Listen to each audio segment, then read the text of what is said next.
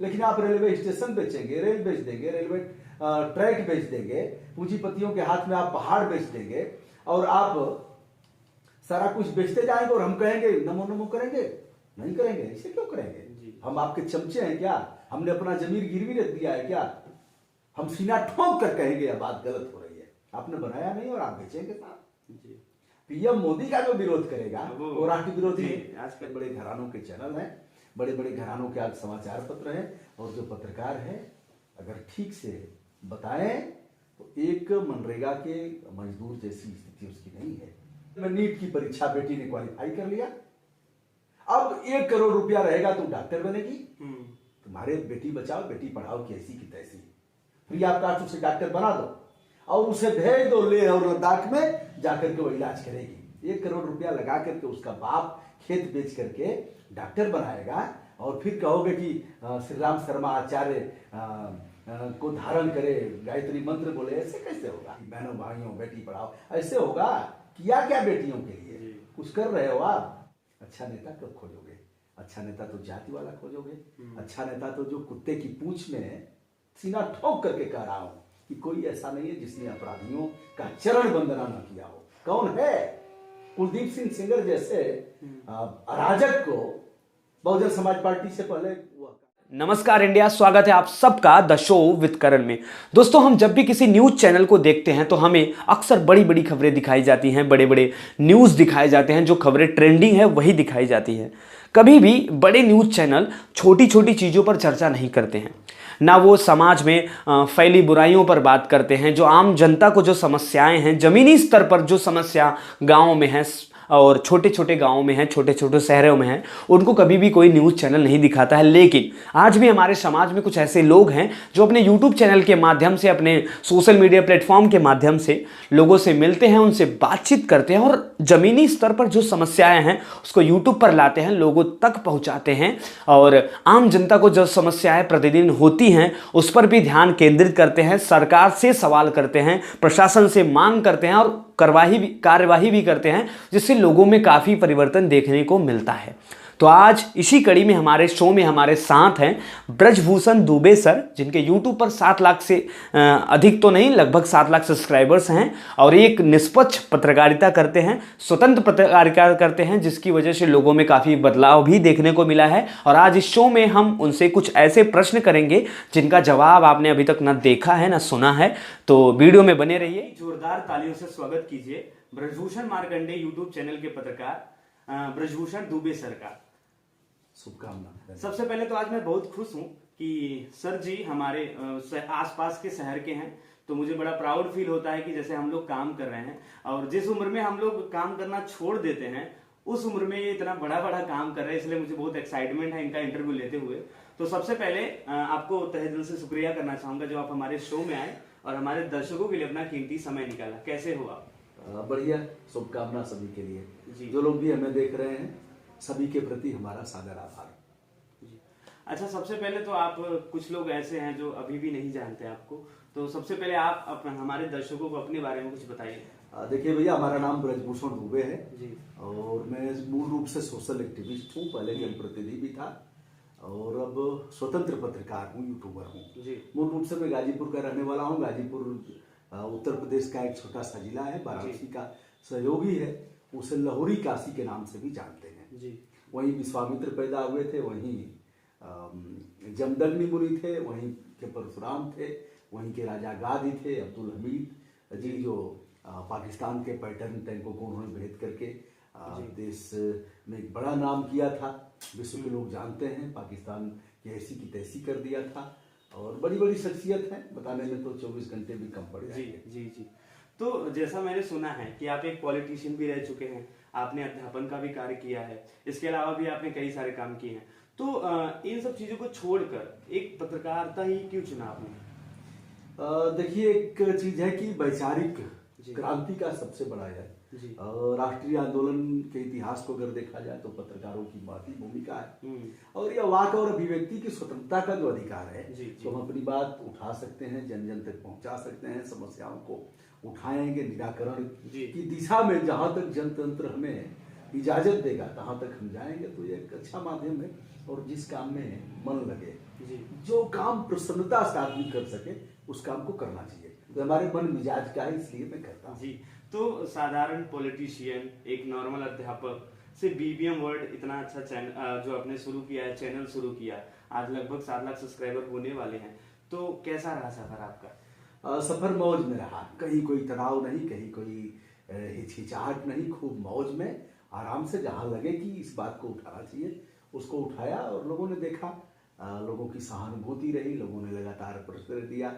यद्यपि हमारे 3000 वीडियो होने वाले हैं जी, तो 3000 में शायद हम 30 वीडियो में भी नहीं कह पाए होंगे कि भैया हमारे चैनल को सब्सक्राइब, लाइक तथा शेयर करिए। तो लोगों का अच्छा था, मन में यह था कि हम बेहतर करेंगे तो लोगों का स्नेह प्यार मिलेगा और उनका स्नेह स्रोत हमारे लिए कभी सूखेगा नहीं। तो लोगों ने किया और ठीक है, अच्छा लगा। तो कभी ऐसा लगा आपको कि यार ये किस चीज में जुड़ गया, क्योंकि टेक्निकली अगर आप देखें तो थोड़ा अलग है आपसे, तो कभी ऐसा आपको अनुभव हुआ कि यार कहाँ फंस गया? करण है क्या, टेक्निकली तो लड़के हैं बहुत, पिट पिट पिट पिट करते रहते हैं, हमेशा ऐसे करेंगे, ठीक है। टेक्निकल बहुत ही स्ट्रांग है जी, काफी मजबूत है, सब जानते हैं। और पहले अभिमन्यु पेट से सीख करके आए थे और उन्होंने 7 फाटक 6 फाटक जो भी तोड़ा था जी।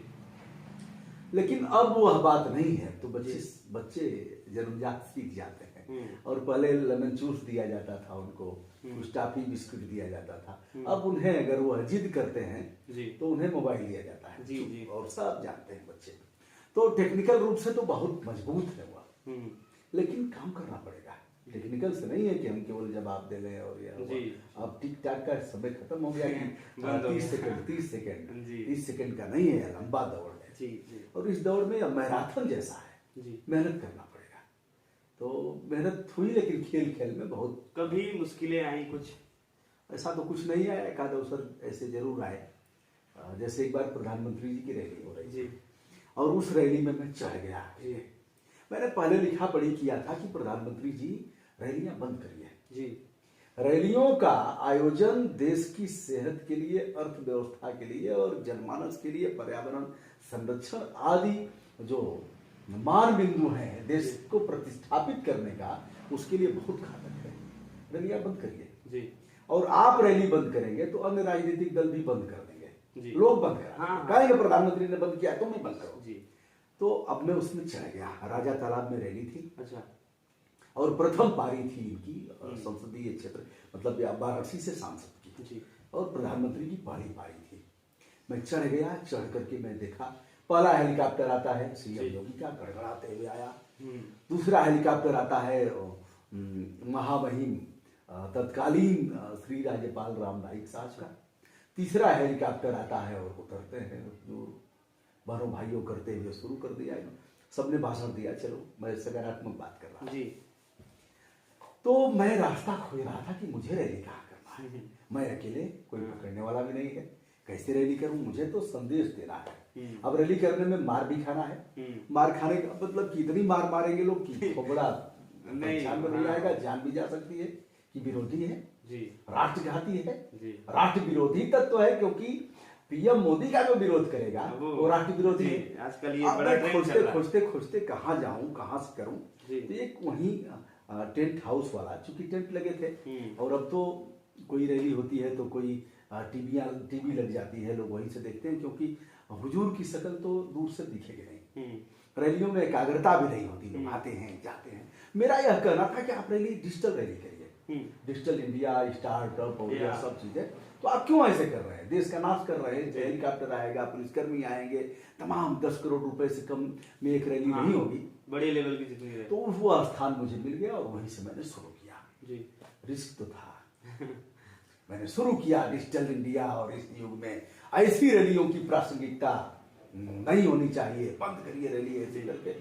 लोग भीड़ इकट्ठा हुई, उधर उनकी रैली चल रही है और उसी परिसर में हमारी रैली भी चल रही है जी। लेकिन लोगों ने साथ दिया। तो करण, मुझे यह कहना था कि कोई भी व्यक्ति ऐसा देश का नहीं है जिसने अच्छा करना चाहा हो और लोगों ने साथ नहीं दिया हो जी। बिल्कुल, तो ऐसा अवसर था कि रिस्की गेम था। अच्छा, जैसा कि जो उम्र है आपका, तो इस उम्र में अक्सर लोग आउट ऑफ 85% लोग ऐसे हैं इंडिया में रिस्क लेना नहीं पसंद करते हैं। उनको चाहिए कि एक से सेपरेट लाइफ हो। अच्छा, बार बार उम्र की तरफ इंगित क्यों कर रहे हो? उम्र का क्या कोई तकाजा है क्या कि 18 साल से और 35 बरस 38 बरस 25 बरस का ही नौजवान रहेगा? पूरी उम्र संजीदगी के साथ, जी, तन्मयता, दृढ़ इच्छा शक्ति और आत्मबल के साथ जीने की आवश्यकता है। तो उम्र का कोई मतलब नहीं है। और मैं देखता हूँ नए नए लड़के हैं और ऐसे करके लगता है कि जीवंतता नहीं है, सर कैसे करेंगे, हमसे तो नहीं होगा सर, और वही रास्ता चल बस नहीं वही पा बातें रहे मैं हैं। सर कह रहा हूँ कि लोग रिस्क लेना नहीं पसंद करते हैं। तो उस मतलब इस ऐसे सिचुएशन में भी आपने यूट्यूब के बारे में सोचा? तो नहीं सोचा हमने, और लगातार हम सोचेंगे जी। और अंतिम सांस लेते हुए भी हम क्रिएटिव रहेंगे। लगातार कुछ न कुछ बेहतर करना है। और यह कोई देश पर एहसान नहीं है, यह तो अपना एंजॉय है, अपनी प्रसन्नता के लिए हम कर रहे हैं। किसी को भैया जिसको अच्छा लगे ठीक है। मानस की रचना करते हुए जी। गोस्वामी तुलसीदास जी ने प्रथम पन्ने पर ही लिखा है, भवानी शंकरों और किसका किसका सब उनका करते हुए जी। सबकी स्तुति किया है। और स्तुति करने के साथ उन्होंने कुछ लोगों की प्रार्थना किया है, जैसे बंदौ प्रथम महीसुर चरना, महीसुर जो धरती के देवता है उनका। और फिर उसी में उन्होंने कहा है कि बंदौ प्रथम असज्जन चरना, असज्जन, माने नहीं, सज्जन माने सज्जन। जी। जी। तो हे दुष्ट लोग, दुष्ट शब्द में उसका उल्लेख करता हूँ, हे दुष्टों, मैं एक अच्छा काम करने जा रहा हूँ। आप सभी हर अच्छे काम में विघ्न डालते हैं, तो मैं इस अच्छे काम में आपसे निवेदन है, वंदना करता हूँ कि हमारा सहयोग करिए, विघ्न मत डालिए। जी।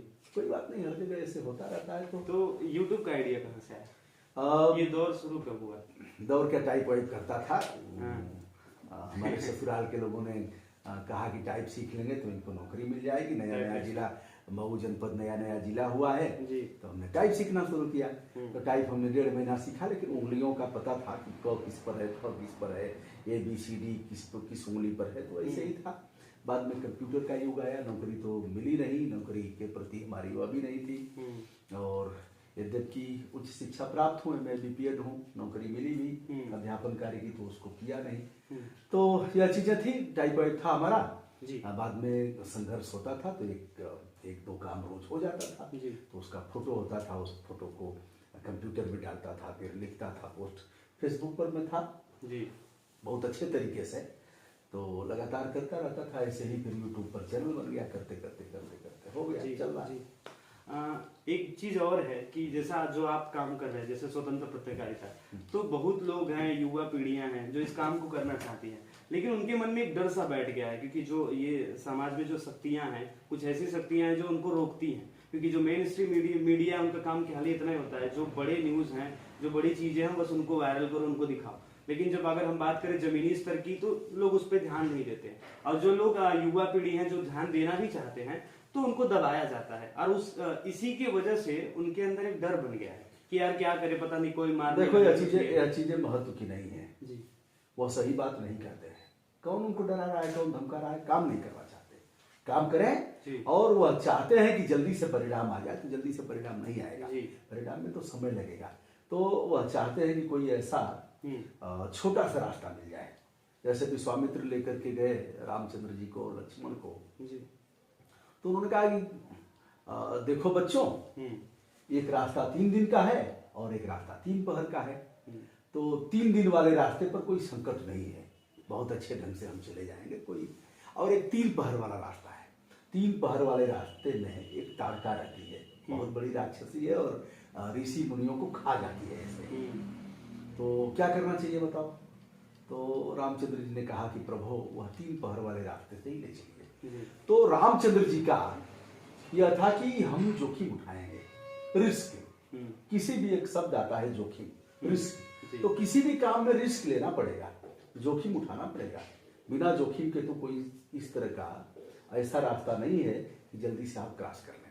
तो रामचंद्र जी ने कहा कि जोखिम तो उठाऊंगा प्रभु, और आप 3 पहर वाले रास्ते से ही ले चलिए। यदि राम ने 3 पहर के रास्ते का इजाद, उसका अनुकरण नहीं किया होता, उससे चूज नहीं किया होता, तो राम नहीं होते। राम ने ताड़का को मारा तो चारों तरफ जो निश्चर हैं, जो राक्षस हैं, उनमें एक संदेश गया कि 2 आ गए हैं और इनसे मत मिलो भैया, बड़े शक्तिशाली हैं, फिर खरदूषण को मारा, त्रिशदा को मारा, किसको किसको, अंत में रावण का वध किया तो राम राम हो गए। तो इस तरह का 3 पहर वाला रास्ता चुनना है, किंतु तारका से लड़ने की तकनीक विकसित करनी पड़ेगी।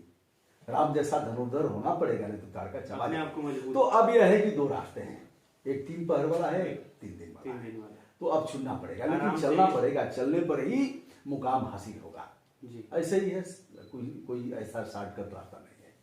तो अभी जो इंडियन मीडिया है हमारे देश की, मेन स्ट्रीम मीडिया, उसके जो हालात हैं उसके बारे में क्या कहना चाहेंगे? एक जो मीडिया होती है उसका पूर्ण रूप से कार्य क्या होता है, किस तरह से उसे कार्य करना चाहिए? देखो, लोग जानते हैं, अभी हम एक कार्यक्रम में थे, उस कार्यक्रम में भी मीडिया पर सवाल खड़े हुए हैं। जो बड़े बड़े नामी गिरामी पत्रकार हैं, इलेक्ट्रॉनिक हो चाहे प्रिंट हो, उनके लिए तो कोई दिक्कत नहीं है, लेकिन शेष का है, मैं नाम लेकर के कह रहा हूं, सब शोषक हैं। बड़े बड़े घरानों के चैनल हैं, बड़े बड़े घरानों के आज समाचार पत्र हैं, और जो पत्रकार हैं अगर ठीक से बताएं तो एक मनरेगा के मजदूर जैसी स्थिति उसकी नहीं है।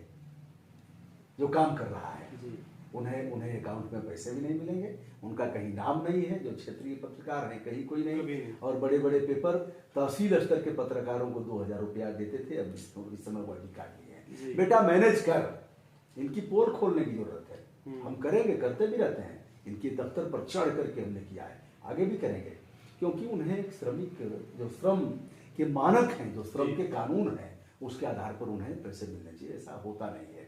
तो अब वो है कि उनकी मजबूरी है, कहीं ना कहीं करेंगे। लोग जानते हैं कि साहब इसने खबर तो लिया है, हमारा चलाया क्यों नहीं? तो सब लोग दुश्मन डूबे हो जाएंगे कि डंके की चोट पर चलाएंगे, क्योंकि हमारे ऊपर हमको कोई अंकुश नहीं है, कोई मालिक जो मन में आएगा करेंगे हम, क्योंकि हम स्वतंत्र हैं। और वो उनकी बड़ी खराब, उनके ऊपर कोई ना कोई तमाम जो प्रस्तोता है, शक्तियां हैं, जो बड़ी नहीं प्रस्तोता है, जो प्रस्तुति करते हैं चैनल के, उनके फोन आते हैं, बात भी करते हैं, कहते हैं सर बड़ा शोषण है और आप ठीक है हम लोगों से सर, कभी हम लोग भी छोड़ेंगे तो सर आप ही क्या आएंगे। ऐसे भी YouTube चैनल को लेकर आगे की क्या प्लानिंग है? क्या आप भी कोई न्यूज चैनल बनाने की सोच रहे हैं? नहीं, न्यूज चैनल तो नहीं बनाएंगे, और हम इसी को ले चलेंगे। न्यूज चैनल का बड़ा शाम है, और नहीं है कि कुछ हम अच्छे लोगों को चाहते हैं जो काम करें।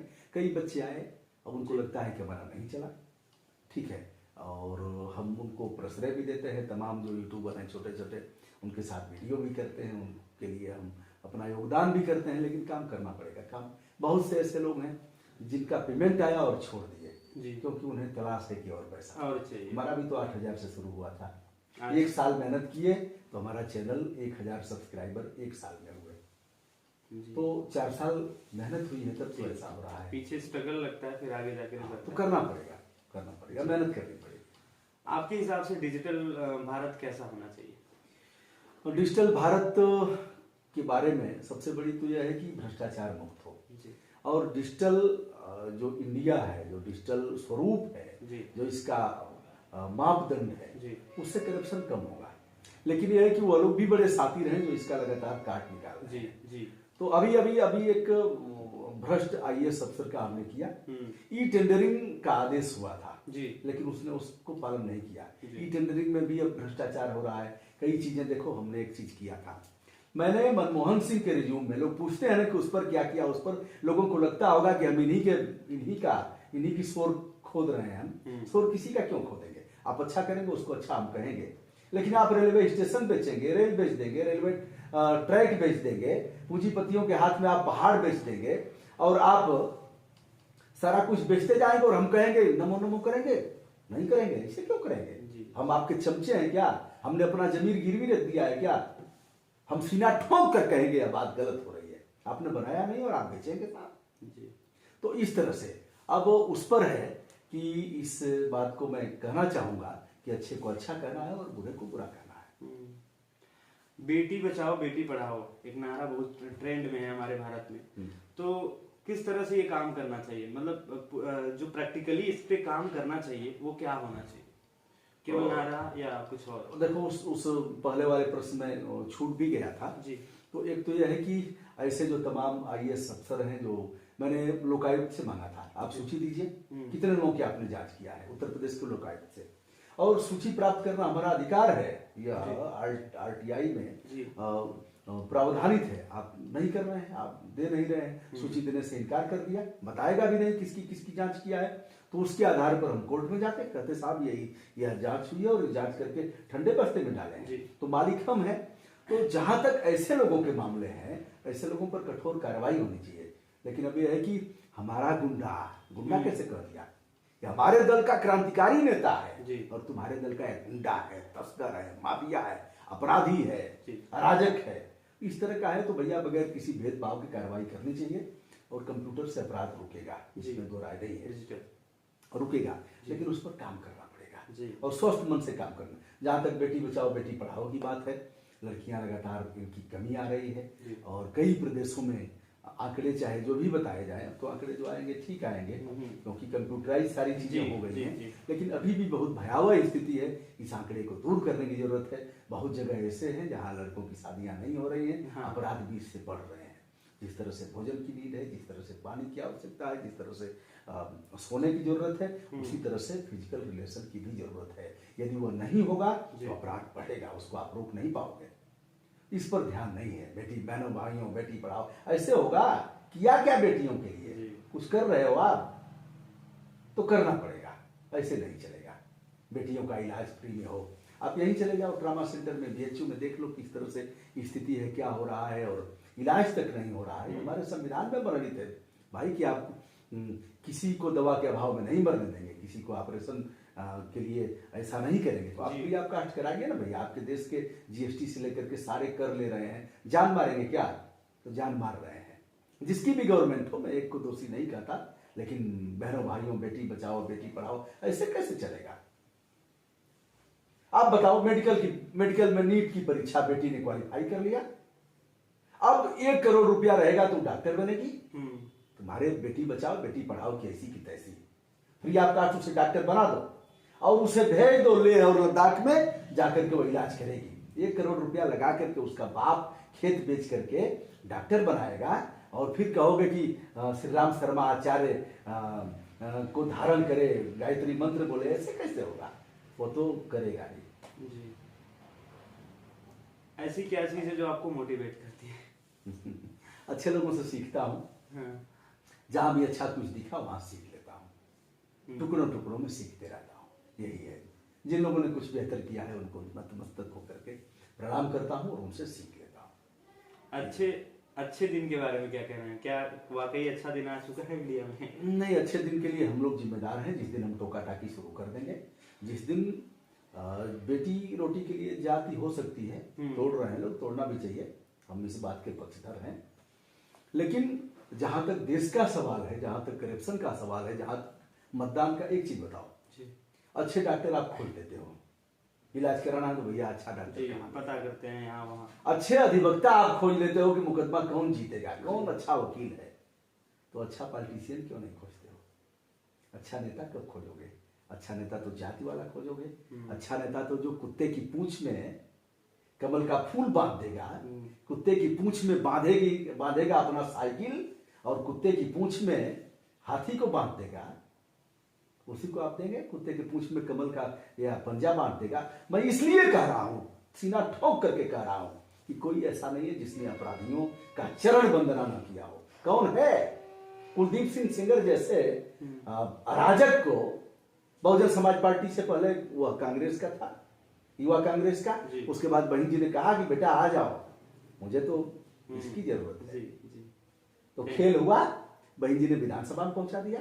धरती पुत्र ने कहा बेटा कहां फंसे हो तुम, आ जाओ हमारे यहाँ। तो धरती पुत्र ने उसको 2 बार पहुंचा दिया सदन में। उसके बाद तत्कालीन वर्तमान गृह मंत्री साहब, राष्ट्रीय अध्यक्ष थे, कहा बेटा असली गुंडों की जरूरत मुझे है, तो आ जाओ। तो गुंडा इनकी छाती पर चढ़ गया, इनकी छाती पर चढ़ गया। तो गुंडे को इन्होंने टिकट दे दिया। क्या मजबूरी थी? किस सुचिता की बात कर रहे हो? कांग्रेस ने दिया, बसपा ने दिया, सपा ने दिया, और उसके बाद तुमने कहा कि ये तो भैया हमारे पाहुन हैं। पाहुन माने हमारे पूज्य हैं। बस यही है। और कौन सा, और कौन सी? क्या तुम्हारे कार्यकर्ता वहां सब घास छीलने चले गए थे? तुम्हारा जो दरी बिछाने वाला था उसको देते, नीचे पैसा दे करके लड़ा देते, लोगों से अपील करते, बताते कि हमारा एक निर्धन कार्यकर्ता है। किस निर्धन कार्यकर्ता को किस दल वाले ने टिकट दिया है? अपवाद में नहीं करता, अपवाद स्वरूप हो सकता है, लेकिन बहुलता में तो गुंडे, माफिया, तस्कर, बलात्कारी, अपराधी। अब सुप्रीम कोर्ट ने कहा कि जिसको भी टिकट देना है ऐसे अराजक लोगों को कारण बताना पड़ेगा। कौन सा कारण? तो बता देंगे कि इनकी आम शोहरत बहुत अच्छी है, साहब बता देंगे कारण। फेम। जो नए लोग इस फील्ड में आना चाहते हैं, कोई रोक रहा है क्या? कोई रोक रहा है क्या? उनके लिए कुछ बताइए, मोटिवेशन। कल कभी नहीं आएगा जी। रावण ने यही कहा था जी। लक्ष्मण से, जब रावण अंतिम सांस ले रहा था तो राम ने कहा कोई सीख लो जाकर के, और हर आदमी के पास कुछ न कुछ सिखाने के लिए है। तो लक्ष्मण गए और बैठ गए सिरहाने। पता नहीं उसमें मानस में नहीं है, लेकिन ऐसे है, चलो सीख लेने की बात है, पता नहीं कहाँ है कि नहीं है जो। तो फिर बाद में रावण ने कुछ नहीं बोला, फिर आए, फिर राम ने कहा कि कहाँ बैठे थे? उन्होंने बताया ऐसे, कहा सीखना है तो जाकर के बैठो पैर के पास।